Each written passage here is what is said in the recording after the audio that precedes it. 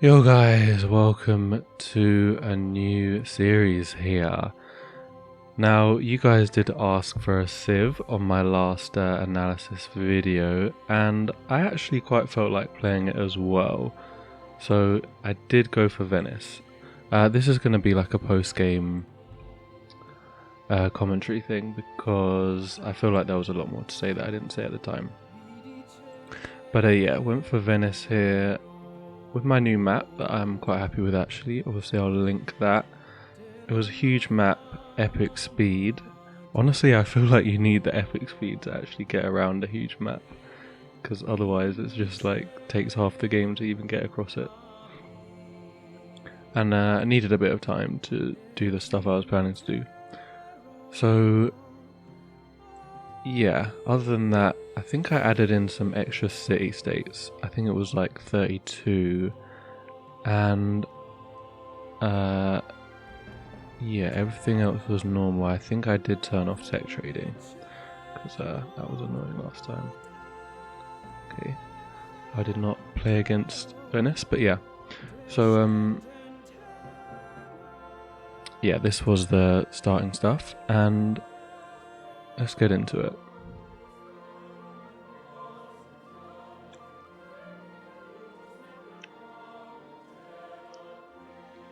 Greetings, most astute Doge Enrico Dandolo of Venice, master of statecraft and shrewd negotiator.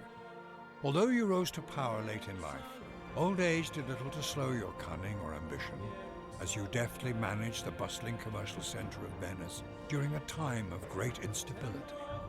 In aligning yourself with the Fourth Crusade, you carefully gained a strategic advantage and used the Crusaders to reacquire lost territory for Venice.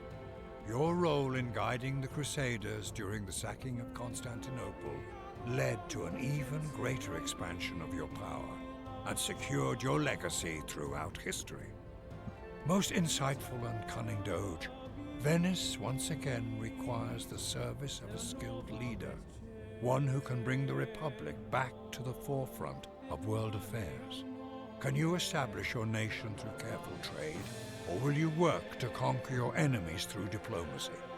Can you build a civilization that will stand the test of time? Alright then, so yeah, cannot create settlers or annex cities. Trade route cap doubled, target restrictions removed. As I mentioned in the other video, that basically means you can send multiple trade routes to the same city, which I guess is kind of useful with the doubled cap, because if there wasn't that many good places to send trade routes, you could send two from different cities to the same place or something like that. It doesn't make any difference for internal ones though, I don't think. That's only for international. Free Merchant of Venice at trade. Puppets have minus 30% yield penalties, which basically means they give 50% instead of 20% yields, like normal puppets would, and you can use gold and they gain happiness as well. I'm not too sure on how the happiness works, but I know with the gold means you can purchase stuff, and if you purchase a building you can actually like choose where it goes in the queue as well, which is quite nice. So yeah, Merchant of Venice,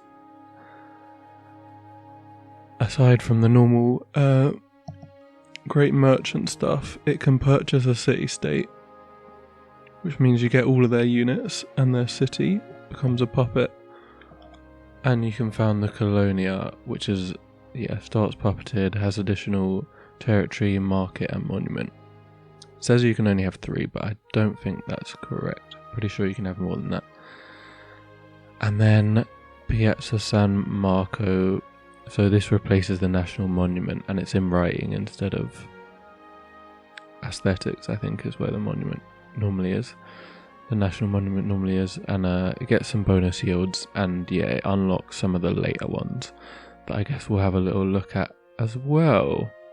So yeah, this isn't my actual start, but man, this is so similar to my start.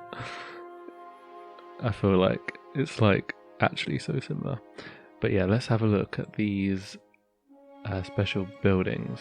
So you get one of these 3, and these come at guilds. Plus 15% production in a city, and increase military supply cap by 5.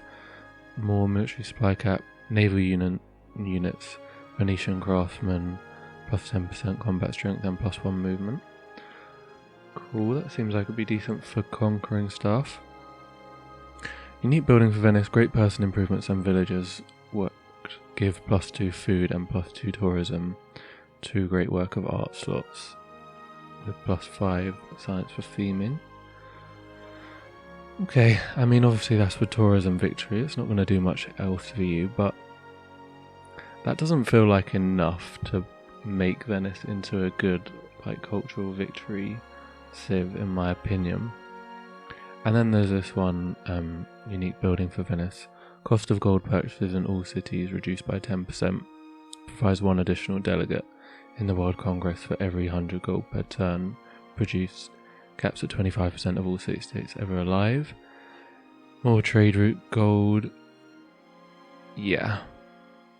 Okay, so that's going for like a statecraft thing with the trade routes. And also helps with the building purchasing. So that does fit with a lot of Venice stuff. And yeah, right, let's get into the actual game then. And can talk a little bit about what I was planning to do here. Alright, so this was the starting location here. Now, like I said, it's very similar. We got gems as our resource, which is a very nice one actually. The mines on gems give plus, I think they basically give plus 2 production, plus 1 gold or something like that. And then we have 2 wheat as well. I was torn between either settling in place or moving over here. So obviously settling in place means we don't have to waste a turn. And also gives the 3 nice tiles around us, so the 2 wheat and the forest, whereas moving 1 over we'd only have 2 good tiles right next to us.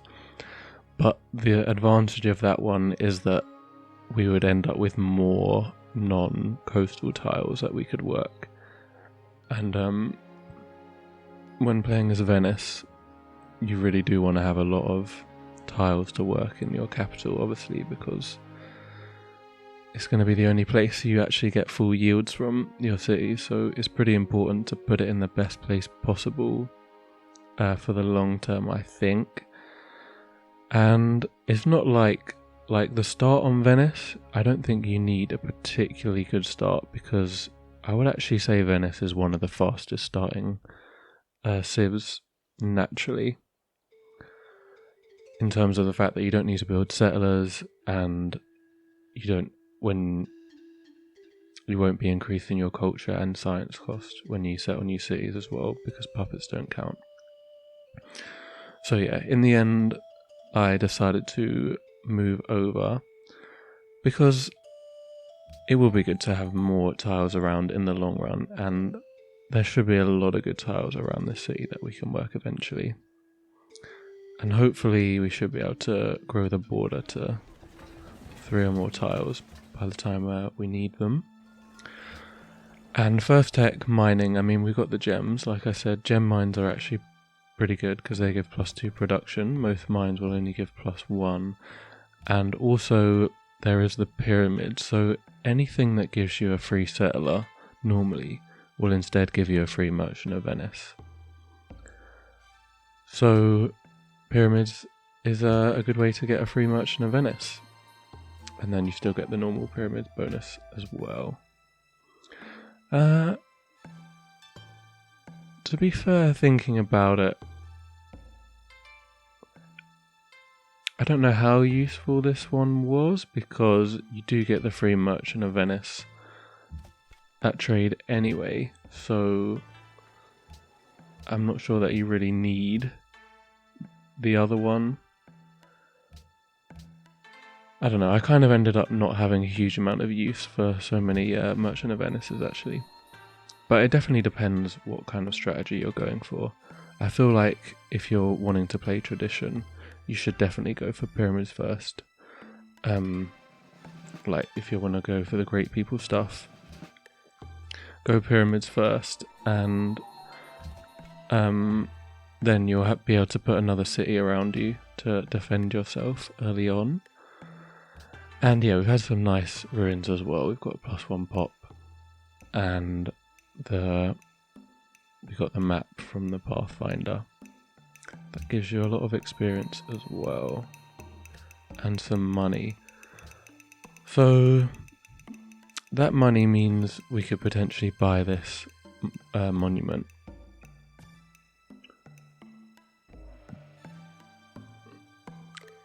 And I chose the extra movement here because obviously we're on a huge map, so this guy's going to have to cover a lot of ground. I probably shouldn't have gone down there because that was quite clearly a kind of dead end in there, and should have tried to explore as much as possible, get as many ruins as we can.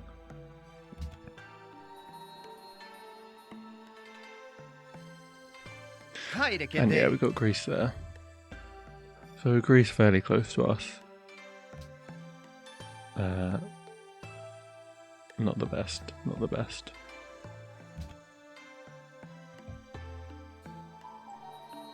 They somehow managed to miss that ruin up there though, which is quite crazy.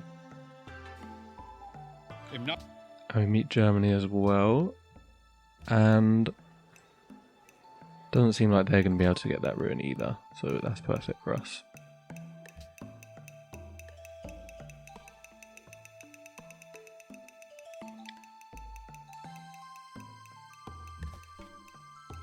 And some extra land as well, which is also really what we needed, to be honest. Now we can work the wheat. Oh, did they just took that ruin up there, didn't they? Oh well. And they got a free hoplite out of it.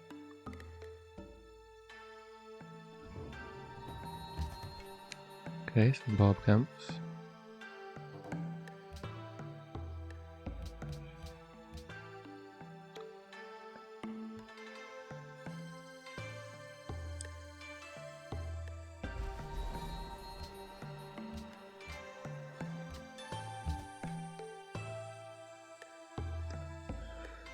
Alright, 3 pretty good tiles there. And so I decided against buying the monument because there's so much good land around us that could really do with farms and mines as well, since we're going mining. So I thought it made a lot more sense to save up for a worker. And generally on this kind of land with the plains, workers are actually very worth getting. You know, farms on planed river to give a 3 food 1 production tile, and more if you get the adjacency bonus. Definitely pretty good. Alright, Germany's up there. Production as well. Crazy stuff.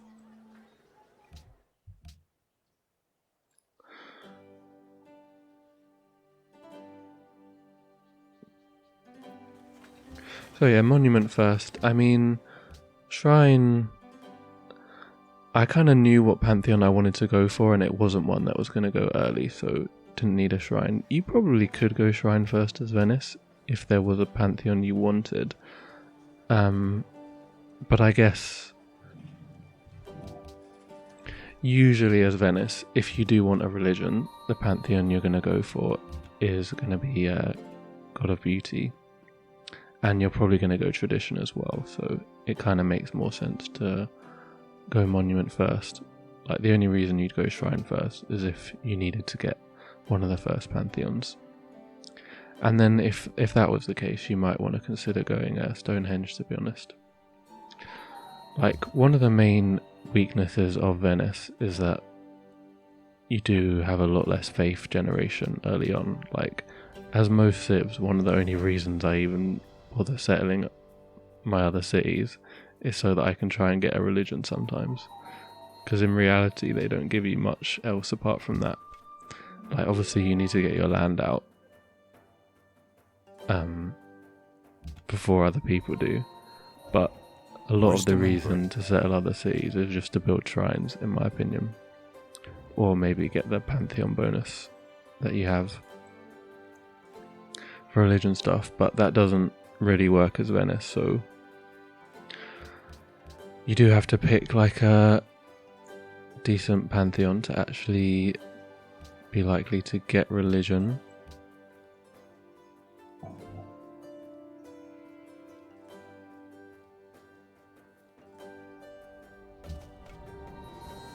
And usually that is going to be Goddess of Beauty. I mean, religion's been slowed down a bit, so you probably can get it fairly consistently now, even as Venice. If you just built like Stonehenge first, or maybe even pyramids, and went Goddess of Beauty.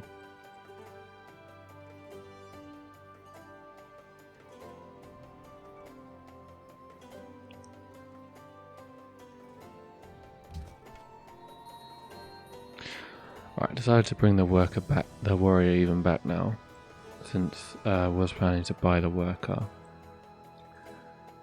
And he did a decent amount of exploring. We want to be able to defend our land from barbs, like I said, especially when we're getting a worker. And that is Berlin right there, super exposed capital actually.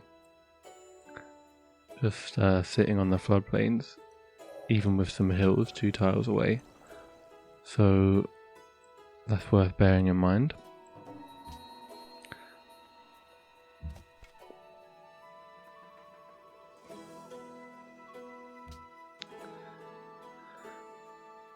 And yeah, we got free the wheel tech. So I was kind of wondering whether to try and go for calendar, get Temple of Artemis to go with my strategy. But yeah, well, I went for trapping anyway, to decide later. And thought I should grow my city first before, because I was planning to go tradition policy first. So I thought I should grow up to pop 4 before getting there. I don't know if that was really necessary. I think I should have just worked the amber. We lost quite a lot of production working that kind of crappy 2 food tile, when we could have just been getting the 2 production and an extra gold per turn as well. That would have been quite nice. All for an extra pop, which I don't think is so important when we're not having to build settlers anyway, so the city will naturally be able to grow a lot more. Like normally in tradition capitals you are quite starved for population, but shouldn't be the case here.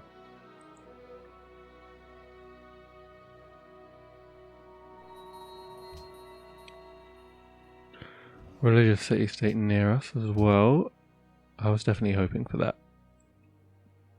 So I did have a kind of specific plan I wanted to try and go for, which is not normally the way I play, but I just thought about it in my head and I really wanted to try it out. So yeah, there's definitely going to be some funky stuff going on in this game, and I guess I'll explain it as we come to it.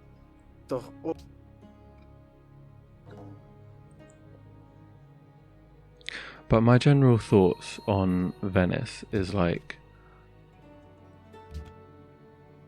as I said, Venice is actually a very good in the early game, apart from the fact that getting a religion is a bit problematic. And probably the best way to ensure that you get a religion is with Goddess of Beauty, and one of the ones that's going to give you the most as well.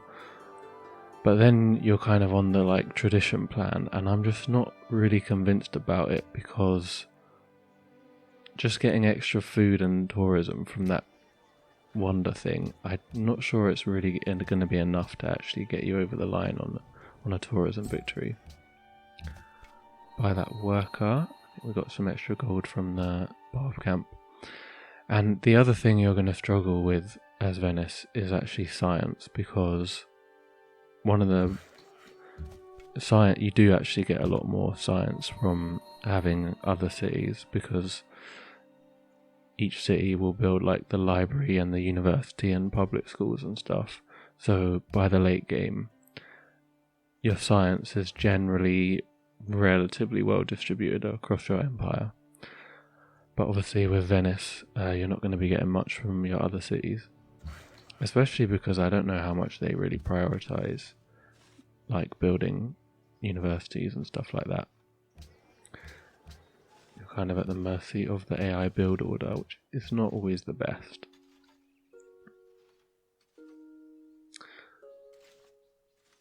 Yeah, I really wanted the tile to grow up to that food plains, but it never did. Grew to this plains that warriors on instead. Which seems silly to me, but there we go. So I think if you want to play Venice well, what you really need to do is think of a good strategy for late game, because you're going to be able to get a good start. You can get a religion if you really want one with Goddess of Beauty, and then you can choose some beliefs. I think you could definitely also just consider going for no religion, just going for God of Creation and getting a good start. And you'll probably be able to build almost any wonder you want out of like the first, like the very first ones, and then the second tech tier ones, and probably third as well. So you will be able to kind of pick a strategy you want to go with, but you just need to make sure that it's a good one, because you will start to fall off late game otherwise. And as I mentioned, I don't think the tourism building is going to give you enough to get tourism victory. And the one that gives you delegates from the trade routes and money, it does synergize well with Venice, but I've mentioned before, I'm not a huge fan of the like tradition statecraft like game plan kind of thing, because I feel like it just gets made so difficult for you later on. When like everyone starts voting against you, you will end up at war with everyone anyway, because they get annoyed at you for taking their city-states. City-states will be being killed, like conquered. And yeah, we're growing up to size 6, which is nice. We can work a lot of good tiles there. And hopefully finish off pyramids. And got a couple of missions that we could actually get alliances from, which is quite common on Epic Game Speed.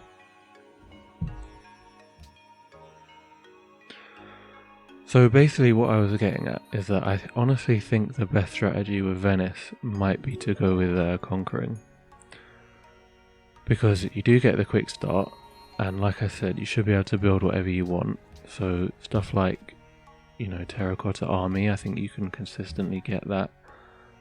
Probably statue of Zeus as well if you wanted it. And then you wouldn't have to bother with going for a religion, because you can just conquer someone else's anyway.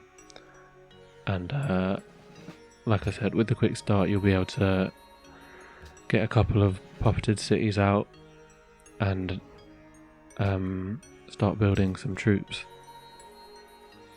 and making things happen, and you won't have to worry about building settlers and that kind of stuff. And the other thing is that you can also purchase city-states to get their units, and also get you like better locations for attacking people, because it can definitely be annoying if you end up at war with someone who's allied to a city-state close to them. You end up fighting 2 people at once. Anyway, trapping is done. Like I said, I was thinking about Temple of Artemis for reasons that will become clear, but in the end I did not go for it, because we do get the next Merchant of Venice with trade, so I thought it was better to just go for that. And can't really probably spend too much time building wonders now, because a lot of other stuff we need to build as well. Like all the buildings in Venice and hopefully some units as well.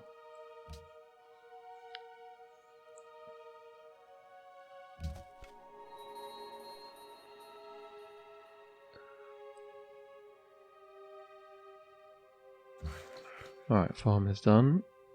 Yeah, mine gonna give 1 gold, 2 production. Very nice.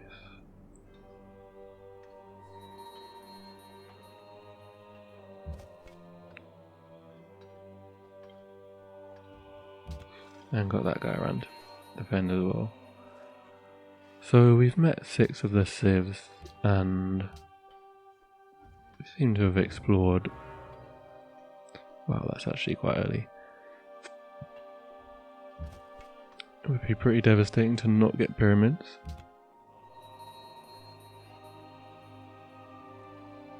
Yeah, this guy's already up to the 3 movement. Got all of the scouting upgrades. And yeah, our nearby civs seem to be Germany and Greece, as far as I can see, but we haven't explored to the right yet.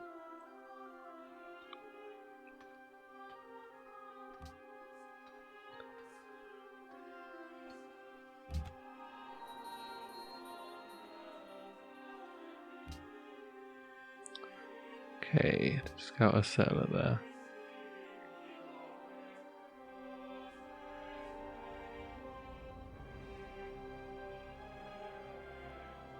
You know what, I just realised that we saw him when I was on the desert river up there, and then I moved one down. I moved onto that gold down and right, instead of moving to the plains down and left.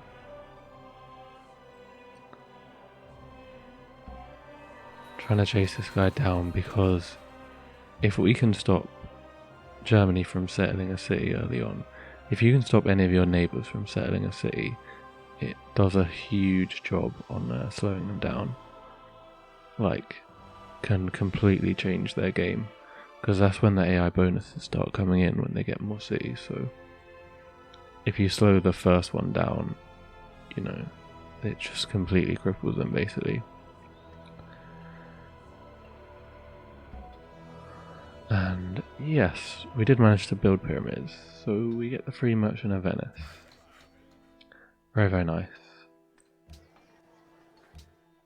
And there is this ivory up here, and as I've been mentioning about going for conquering people, ivory seems like something we would definitely want. So I decided to head up there. Finally get that shrine. These Merchant of Venices do have 4 movement, so you can kind of move them without an escort, but as long as you're cautious with them. And just don't move anywhere that you can't actually see is safe.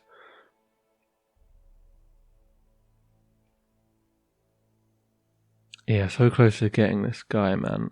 I didn't want to declare war the turn before, because then I think he would have just settled on that tile to the right of where he is.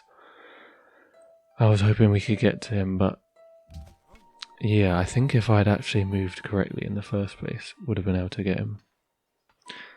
And like I said, that would have a huge effect on Germany, so but hopefully the city-state would keep us safe there and stay away from the Barb. Looks like we may need another unit, and he did settle that city. Sad man. I mean, we would have got ourselves a free worker as well if we'd stolen the settler.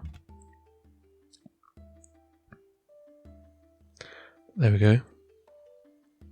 Didn't manage to make it happen this time.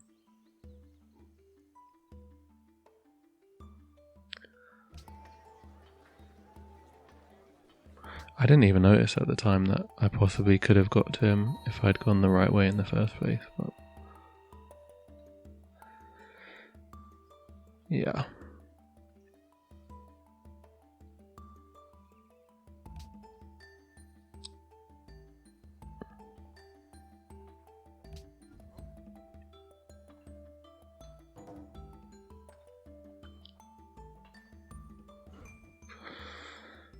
Alright, well this is a bit annoying, isn't it?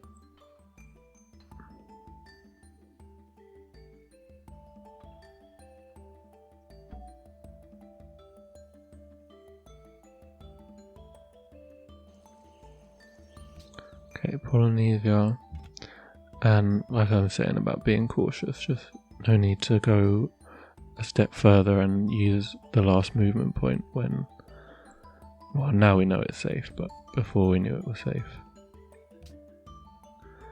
Because if you lose a merchant of Venice, it's not like a worker where it will get captured, it will just get destroyed.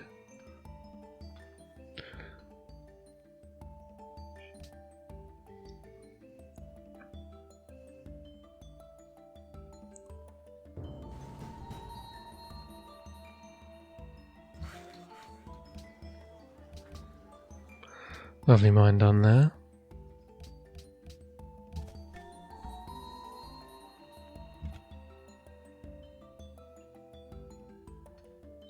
Alright, now was the choice between, I was either thinking the square that my Pathfinder is on, or where the river meets the ocean over there.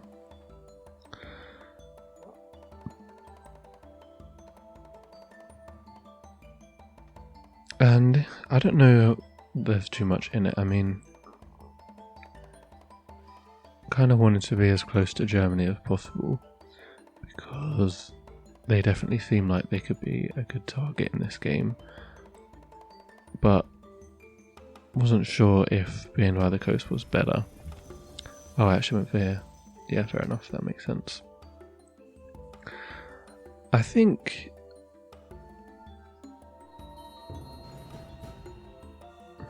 yeah, look at that, man. 42 production looted just because he decided to suicide there. Crazy. Anyway, more farms from the worker.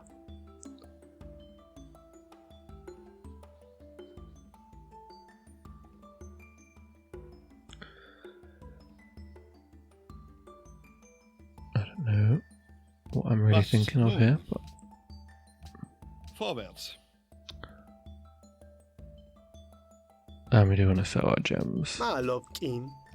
We should be completely fine on happiness, I'm guessing. Because the puppeted cities, they only get like a quarter of unhappiness of normal cities, so I thought I might as well just sell them. And what I probably think that I should have done is at least waited until this turn before I settled Heraclea, until I actually knew what was going on. Or maybe even waited till pottery to see if there was fish or not. I still think where I settled was good, I just think it's not that crucial to get it out a turn or two earlier, besides having all the information.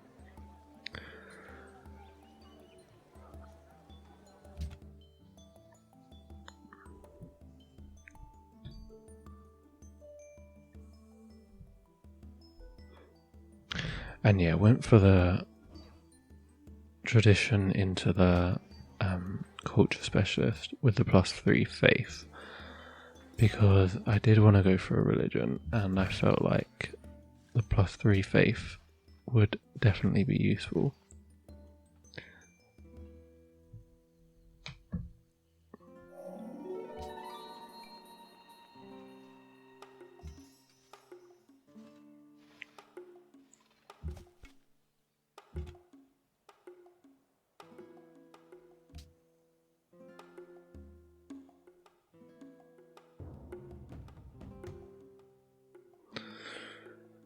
Alright, Germany's got a worker out. Well, that's going to be a pretty good way of weakening them, even though we missed the settler.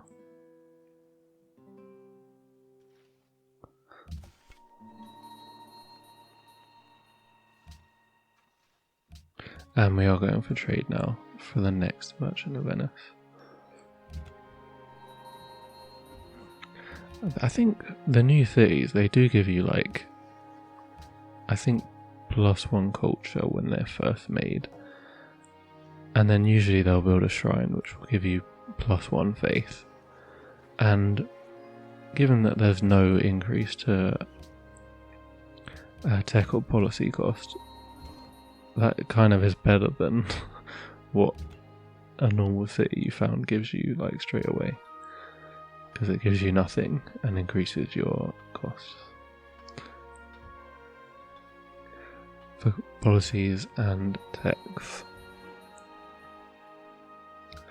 sending an archer up there.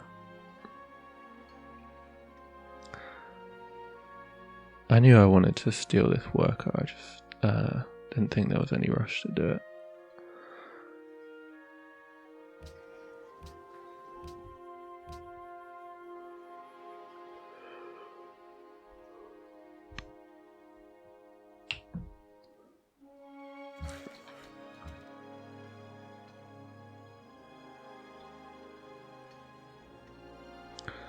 And they just built a Pathfinder for whatever reason.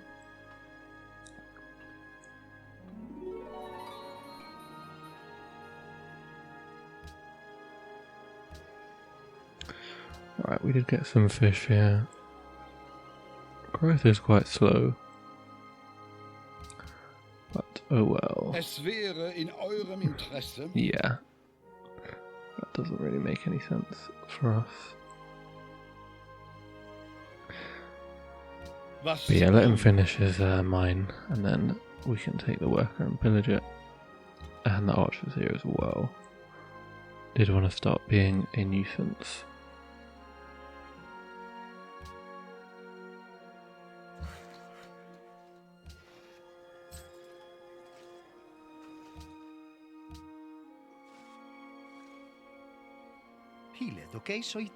Friendship with Greece was definitely something I wasn't expecting though. I guess they hated Germany or something, but I did not want to be at war with Greece at this point, especially because their land is in the rough. And I kind of decided I wanted to start getting onto Germany.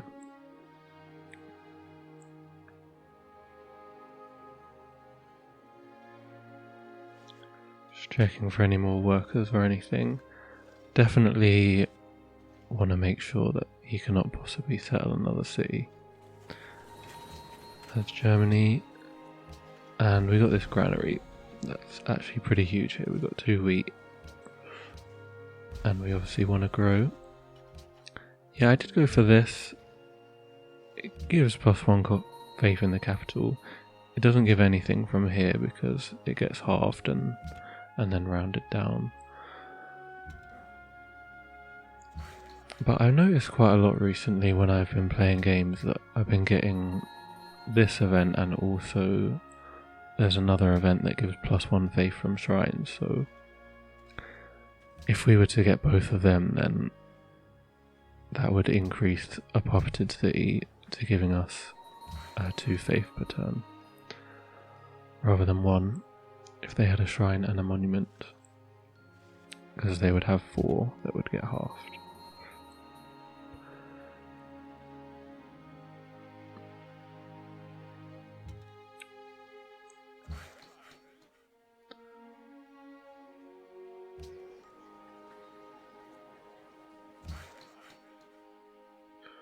Okay, more farms. The wheat are not on rivers, which is unfortunate, but makes them a pretty good place to put great person improvements. I do like doing that on non-river wheat.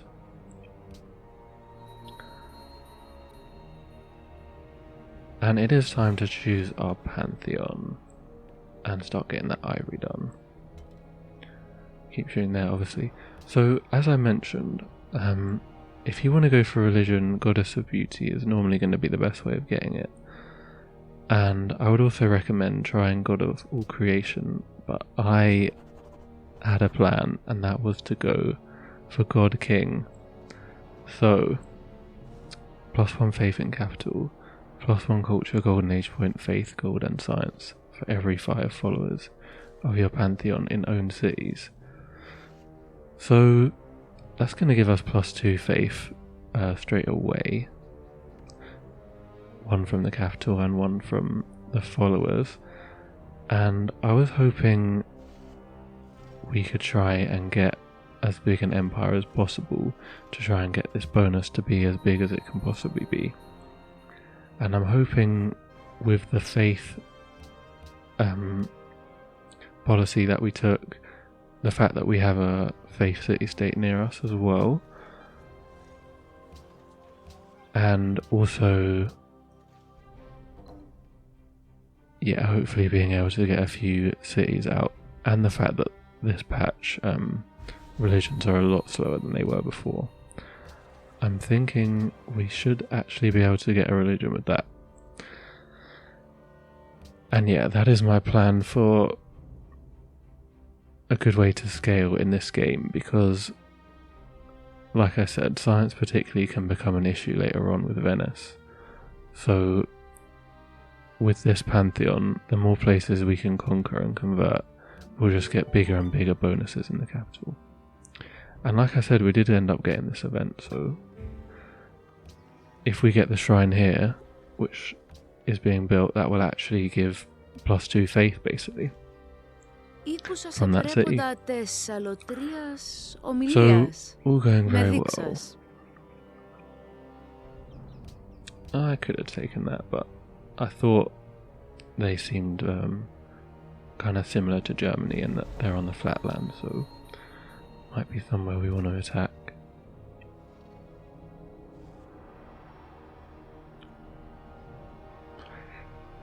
Yeah, I don't know if this is like the best strategy. I just had a feeling it could possibly work, and I had to try it because it seemed like it would be super fun if it did.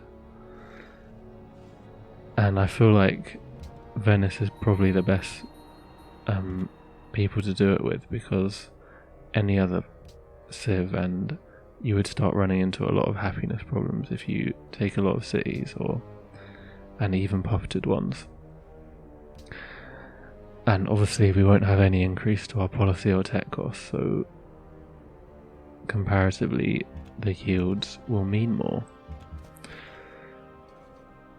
So yeah, another actual interesting one is Goddess of the Home, which is the one that gives faith and food when you construct new buildings, because your instant yields from puppeted cities are the same as from like any normal city. They're not reduced by half, so stuff like that gives instant yields can actually be potentially good for getting your religion. And I think they give +1 food and faith from shrines as well.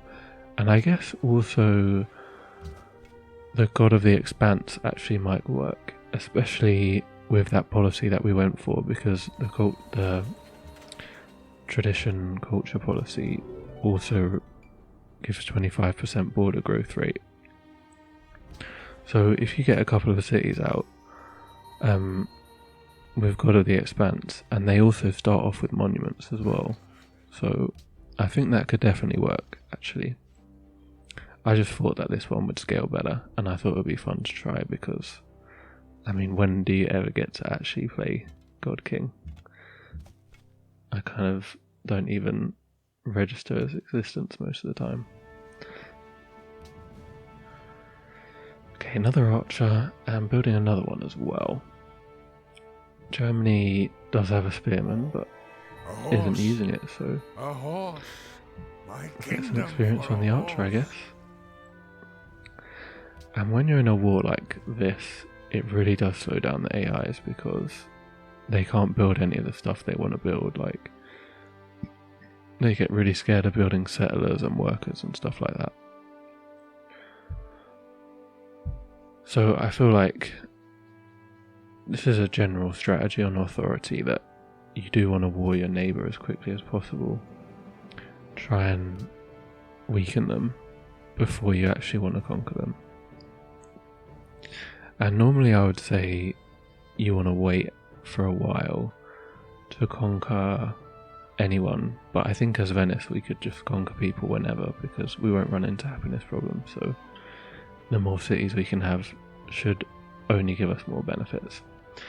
Alright, anyway, I had some choices here. So I did want to go down to military theory to get the elephant, but since we were already pretty much close to writing, I thought I might as well go for that. and we can get our unique building as well. The other thing is there's some of these missions to find the other civs that give science, so once you get into writing, you can get all those done by just building embassies. And also choosing where to put our next great merchant. And this policy choice, so I actually went for progress after the 2 in tradition. It just felt like it made sense to me, honestly. There was a lot of text that I wanted early on, like I wanted to get to writing and then still be able to come down from military theory as soon as possible. And obviously the capital should grow quite big, so we'll keep getting that science bonus in the capital. And yeah, science is going to be super useful this game, so I thought it made some sense. Especially right now, just to get all the stuff that we wanted.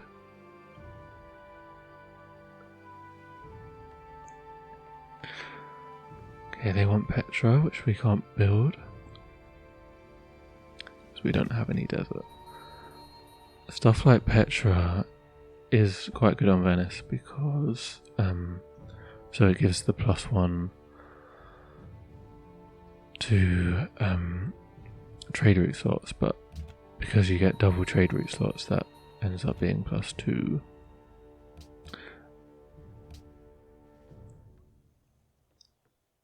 I mean, it is, if you're going conquering people, it is quite difficult to actually have a lot of good trade routes up there, because people will get mad and you'll end up at war with people and stuff.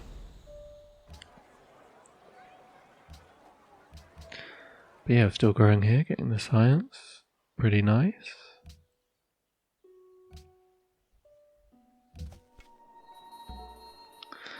And I was choosing between going up there to settle near Germany, but I thought having a city here would be better. Just because I didn't want Greece to come and settle here, start having to war them. And I feel like if we have a city here, we will be able to defend like any Greek attack. There is that natural wonder as well, but the city won't work it because the city governor is very strange and it basically only works food. So it doesn't, it will rarely work natural wonders. Unless it's like Lake Victoria or something. Alright, Austria as well. Mausoleum gone. And we met a city-state thanks to Germany.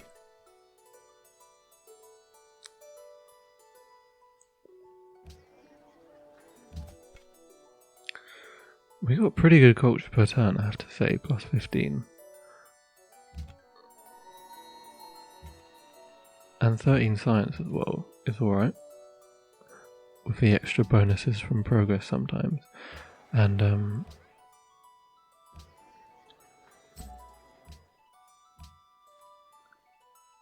yeah, put an archer there.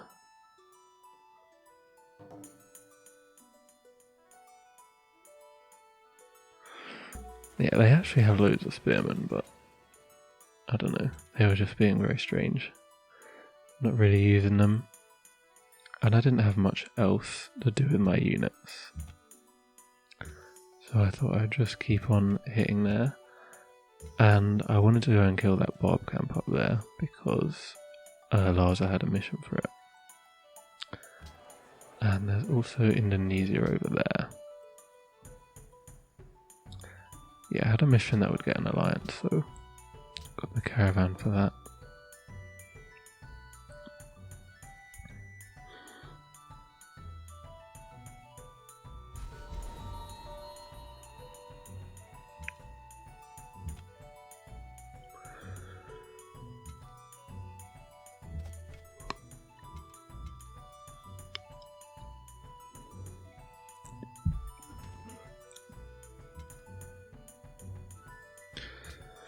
And I guess it looks like we need another city over there to stop Indonesia settling close to us as well.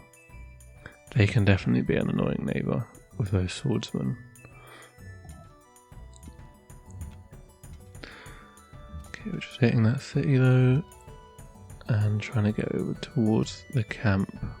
Could be worth mentioning, but it's not actually possible for me to invest in the shrines because the city's built them first anyway, so once something is being built, you can't invest in it as Venice.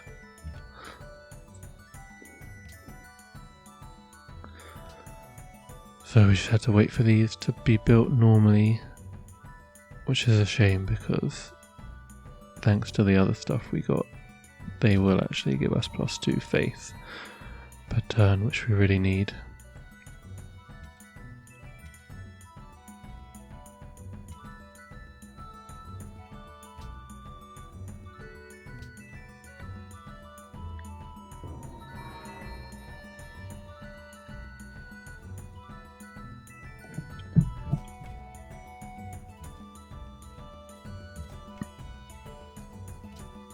Okay, still meeting people.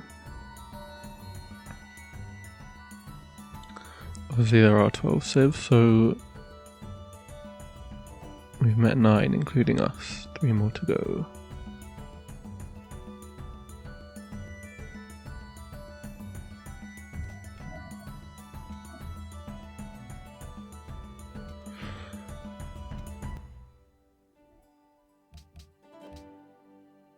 Keep hitting this. I mean, he built a load of spearmen, but you're just running around randomly with them. I was just kind of waiting to peace out of the war, really, whenever he actually decided he'd had enough of me. Because obviously, spearmen do a lot of damage to archers.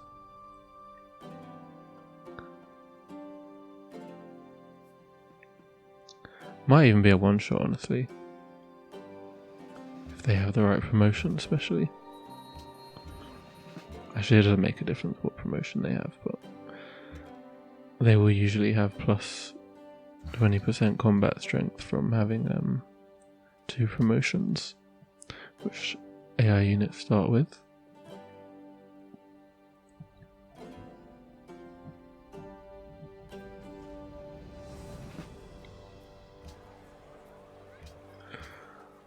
Right, another farm. Yeah, I was wondering about getting the growth a turn earlier so we could get to writing a little bit quicker.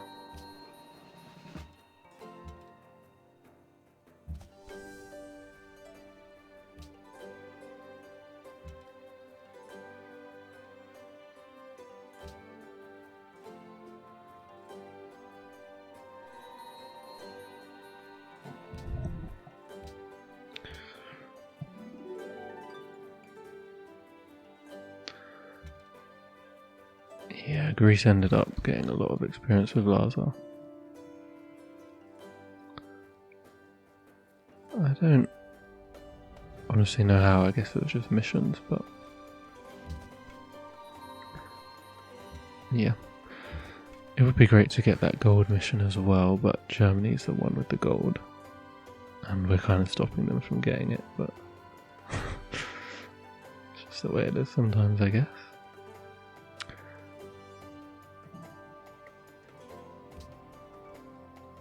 Alright, workers done a very good job there. And we'll definitely sell our embassy for 3 gold per turn.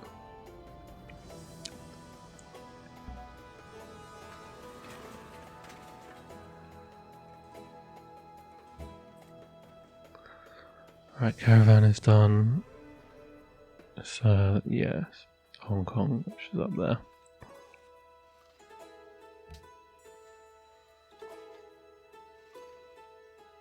We'll get +1 science and culture from the trade route as well. And the bonus food should get us an extra pop. That will more or less get us into writing, I think. Maybe not quite.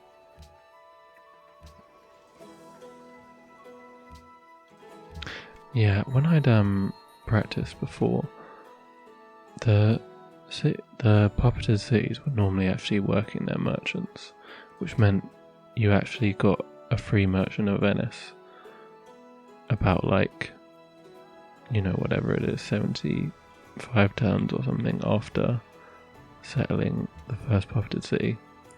Or maybe it's like 50 turns actually. But here they weren't working it for whatever reason. Which was a little bit sad.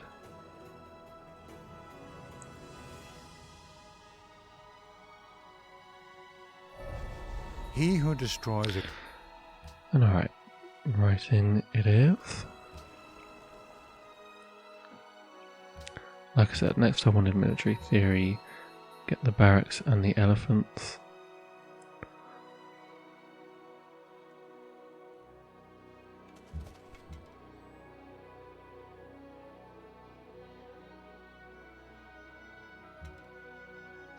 And still just smacking Germany since you're not doing anything about it. But yeah, we can start on this building now, which seems worth getting for their bonus yields to pretty much everything.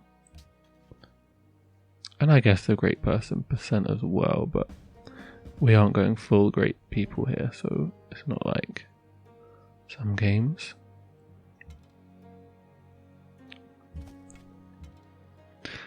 I mean, thinking about it, the engineer guy actually is really good as Venice, because you get like +3 production, then you get another +3 from the engineer, and then from the engineer slot, and then you'll get like another +3 or plus like I think 7 or 8 from the great engineer that will come relatively earlier. But there was a lot of policies I wanted, so I kind of had to go for other things.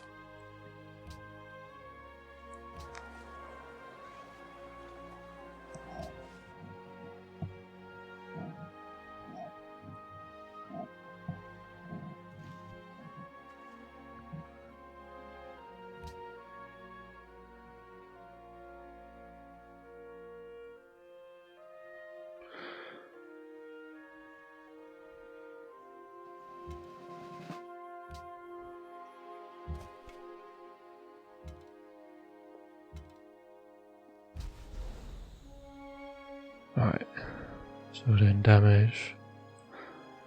Yeah, I went for the free pop. I could have taken the military unit, but we do still have squares to work, and we'll get a bit of extra science from the progress thing as well, even though it hasn't shown up yet, but I think it happens now.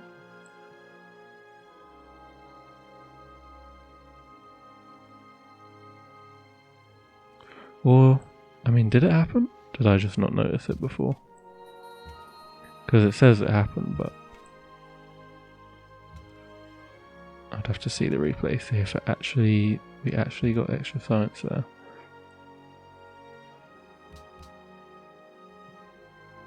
It should have meant that we got the tech like 2 turns earlier or something. But there we go.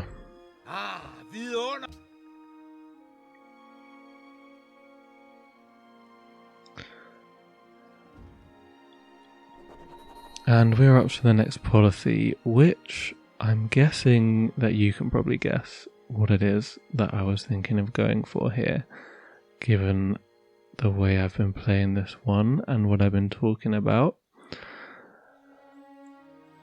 But yeah, we will come back to this one, I believe. And continue along with this.